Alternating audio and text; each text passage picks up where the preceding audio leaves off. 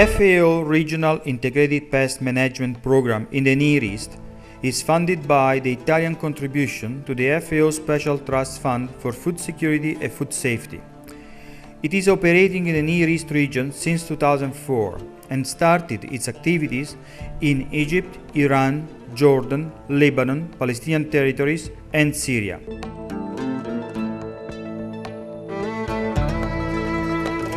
In 2010, the project was expanded geographically also to Algeria, Iraq, Morocco, and Tunisia.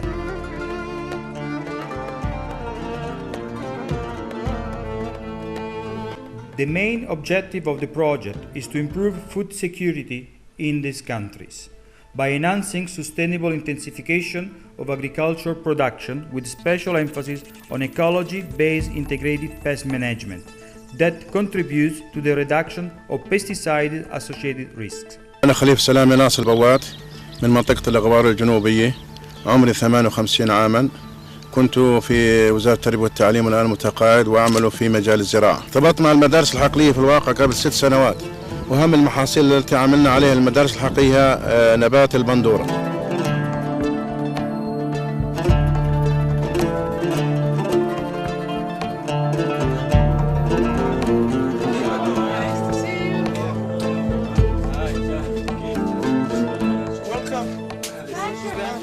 المزارع موفق موسى حمد البوات، العمر 43 سنة. طبعا احنا مزارعين تعودنا على زراعة المنتجات الموسمية. في الشتاء بنزرع موسم البندورة والباذنجان والفلفل. برضو ناهيك المنتجات الثانية مثل البطيخ المغطى والمطعم.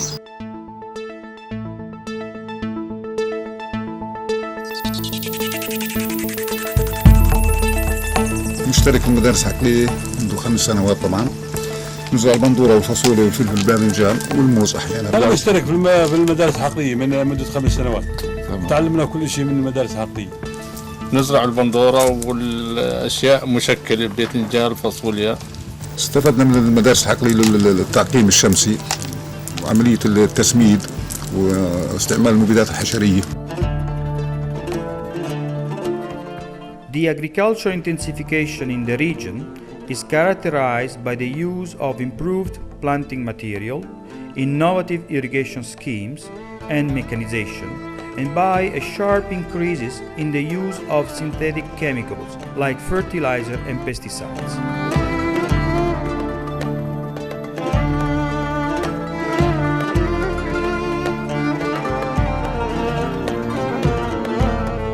نادي منعم هون بالمزرعة، مديرة العمليات الزراعية اللي خاصة بالمزرعة.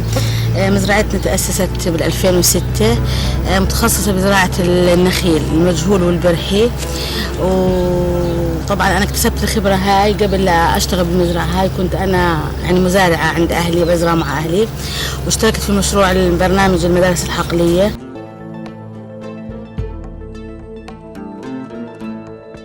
كثير أنا استفدت من مشروع المدارس الحقلية، لأنه كثير من نظام المكافحة المتكاملة أنا استخدمته بكل شيء للنخيل. بحياتي اليومية تعلمت كثير من المدارس الحقلية بالتوثيق، بالدورات اللي كنا ناخذها، كيف التعامل مع المبيدات، مع الري.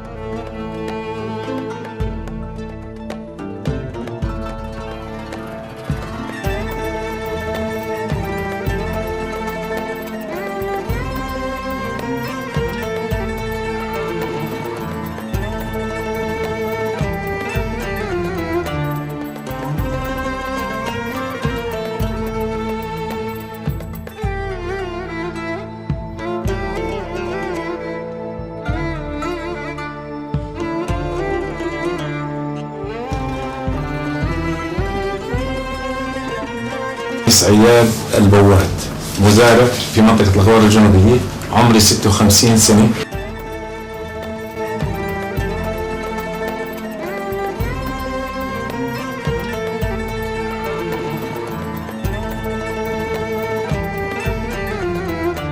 زراعة أنا وعائلتي، عندي أفراد العائلة تقريبا يعني في عندي 8، في منهم 2 في الجامعات، والباقي ال5 بيشتغلوا معي في المزرعة، بنفس المزرعة. ومرات أحيانا أستعين في الأيدي العاملة بالأجرة. An intensified agriculture in the region has not brought just benefits. A range of social and technical problems are also recognized. Marginalization of smallholder farmers and negative effects on the environment linked to intensified agriculture are of increasing concern. في حلم في كذا شو الرش اللي بدنا نرشه شو العلاج مثل ما انتم تفضلتوا وجيتوا علينا واحنا نسال شو العلاج الفعال لحتى نقضي على الآفة اللي هي تهاجم مزرعتنا.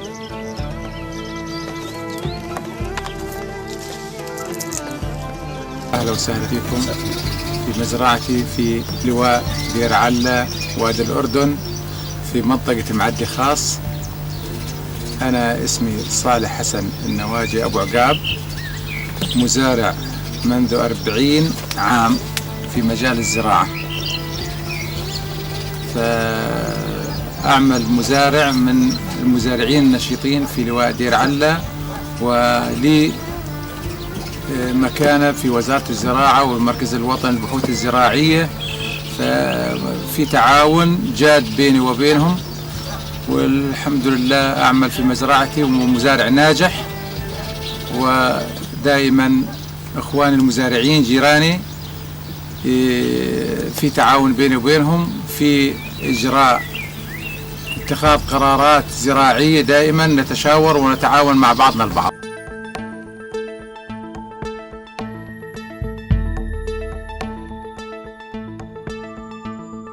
بالنسبة للمدارس الحقلية أنا انضميت لها بال2007-2008 على سنتين متتاليات. تم تدريب عدد كبير من المزارعين ومن المهندسين الزراعيين في مزرعتي، والحمد لله كسبنا خبرة وصار عندنا تعاون بجميع المجالات اللي تهم الزراعة.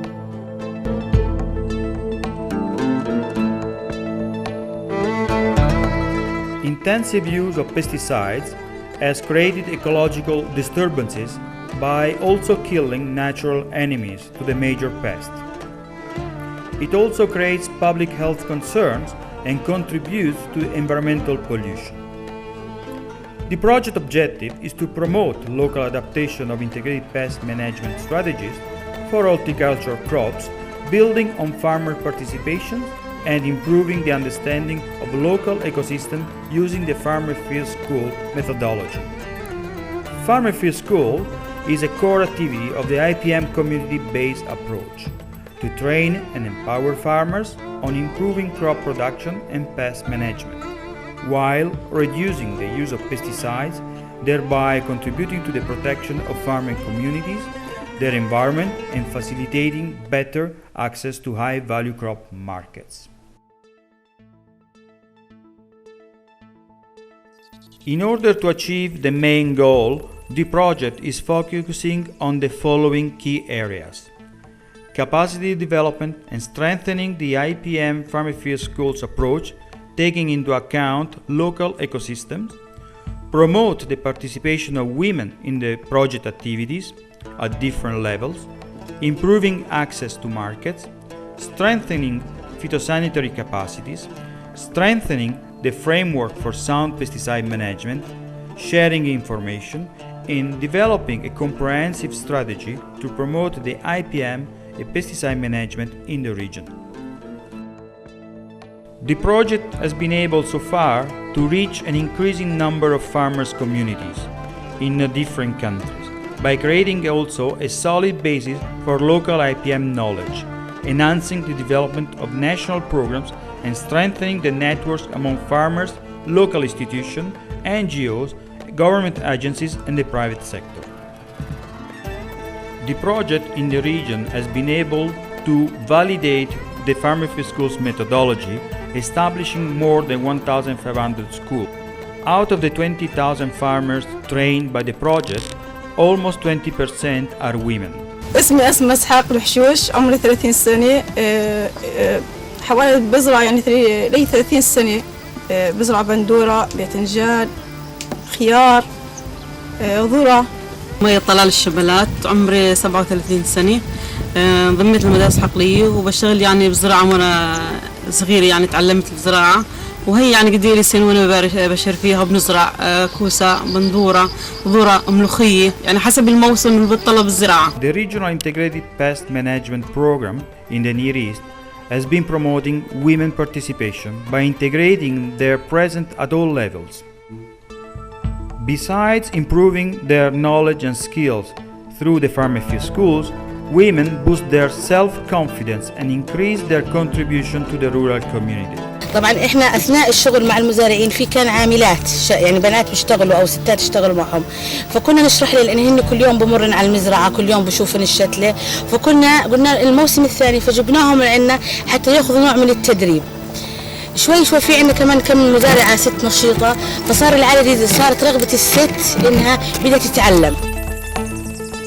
The project achieved tangible results from the different aspects: economic aspect, health aspect, environmental aspect, social, as well as technical. سميح سلمان هاشم، سكان دير علم ومواليدها. في كثير من مزارعينا ما عندهم المعلومات الكافية شو متطلبات الناس اللي عم تزرع، او الناس المسوقين او المصدرين او الناس اللي بدهم بحاجة بضاعتنا. فلازم هذا الحكي يتعلموا المزارعين، يتدربوا عليه، تعليم، تدريب، شتى الوسائل حتى نصل للهدف الأسمى اللي انه كل يستفيد. نستفيد احنا كمزارعين من الناحية الاقتصادية والمادية في الموضوع، نستفيد العلم اللي نطور فيه انفسنا، نستفيد انه نتطور الكل منا حتى ما نقع في مطبات في المستقبل، يكون في امان، نوع من الامان الاجتماعي للكل، لانه هاي منطقتنا احنا كمزارعين اعتمادها الاساسي والرئيسي على الزراعة.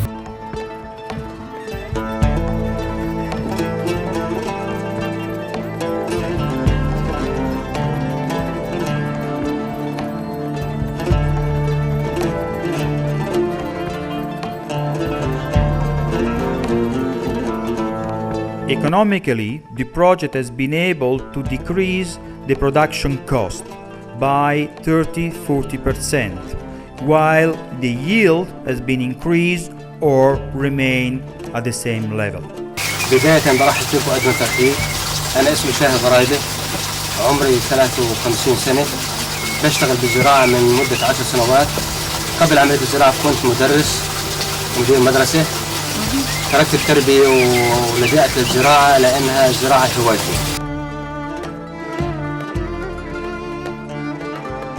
شعوري لا يوصف، حصولي على بالي فضية عالمية لمزارع بسيط، علما في عندنا الدكاترة وفي عندنا المهندسين وفي عندنا أصحاب المشاريع، لكن نختار مزارع بسيط بيحصل على قوته بعرق جبينه وحصل على ميدالية، وهذه أنا برأيي أنها تكريم للمزارع ودعم معنوي للمزارع.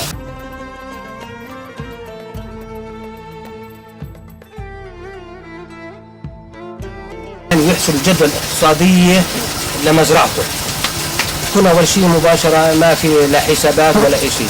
الآن صرت تعرف إني ربحان ولا خسران أنا بالمزرعة.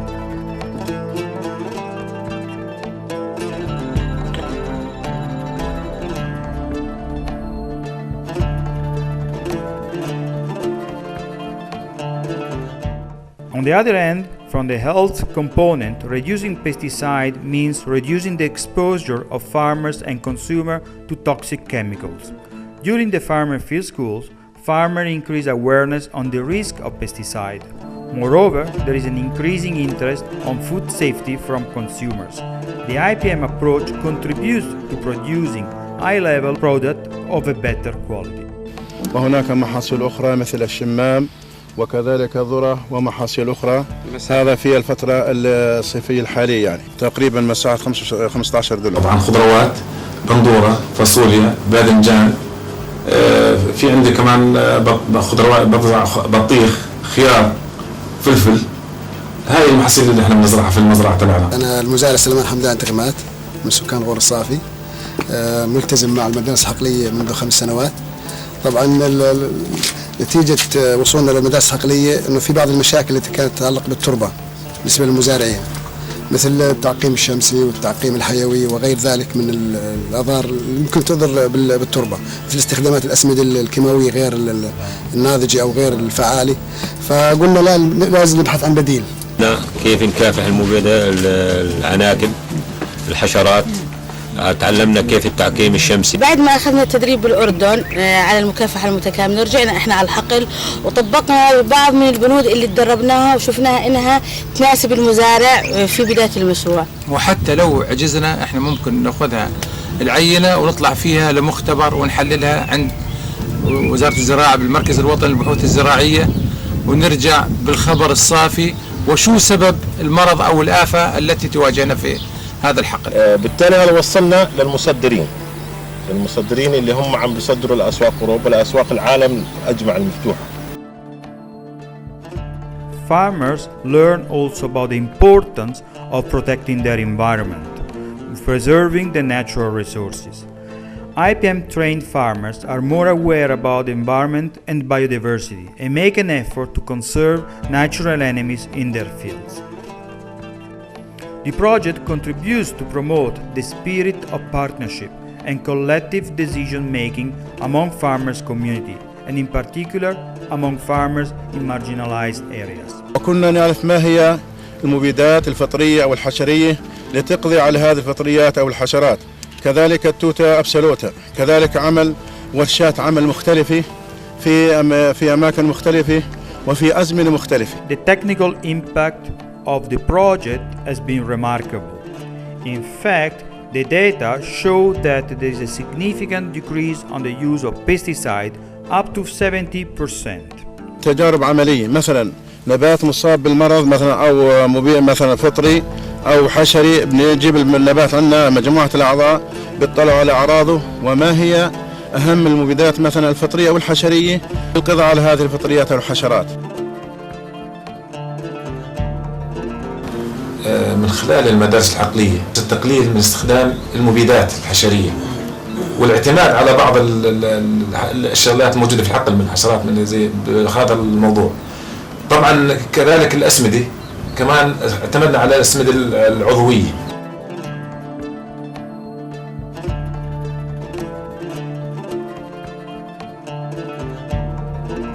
كنا زارعين كوسة قبال البيوت المحمية، فكانت هاي تسبب لنا مشاكل كثير، فكنا نعاني من معظم الأمراض داخل البيوت البلاستيكية. ما كناش عارفين السبب إنه زراعة الكوسة هي لما تكون قريبة من البيوت بتسبب وجود الكوسة مع البيوت المحمية والبيوت يكون الأبواب فاتحة، فكان تسبب لنا مشاكل كثير. In general, farmers, after seeing the results of the introduced technology, they try to test them in their own field and adapting the different technology to the different eco-environment. كنا نحفظ بيوتنا بالشاش، تسكير الشاش كامل، تخفيف الرش داخل البيوت المحمية. تعلمنا حاجات كثيرة بالتعقيم الحيوي والتعقيم الشمسي والمصايد كمان كنا نستعملها. Some of the farmers have been able to trade their IPM products at premium prices, individually or as a group, and in some cases to export to neighboring countries or to Europe. From farmer field schools, farmers have been able to create association of growers.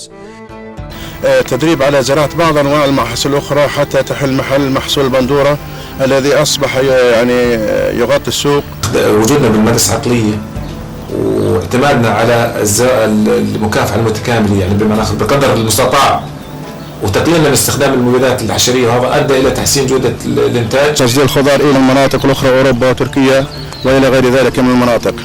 بالنسبة للأسعار، الأسعار تبعنا بتزيد ما يقارب 10% تقريبا عن باقي الخضروات أو الإنتاج في السوق. بحاجة إلى تدريبات فنية على زراعة بعض المحاصيل الأخرى مثل البطاطا مثل البلح. يعني بيجونا التجار في الحقل وصاروا يتعمدوا يشتروا الخضروات تبعنا. جتنا الفكرة لأنه سوقنا المحلي أو السوق العام بالنسبة للزراعات النمطية البندورة الباذنجان غير سوقها متغير، سوقها متذبذب، وهذه الأعمال حسنت من الصنف أو جودة الإنتاج الزراعي. هذا بتطلب من المزارع يكون عنده فكر تنظيم عليه التسويق، الحبوب الأوفر للأسواق الخارجية، الأسواق التصديرية. المزارع عندنا يهتم بتوفير الغذاء المناسب والصحي والآمن للمواطن. وهذا العلم والدراية احنا أخذناها من المدارس الحقلية وتعلمناها من المدارس الحقلية.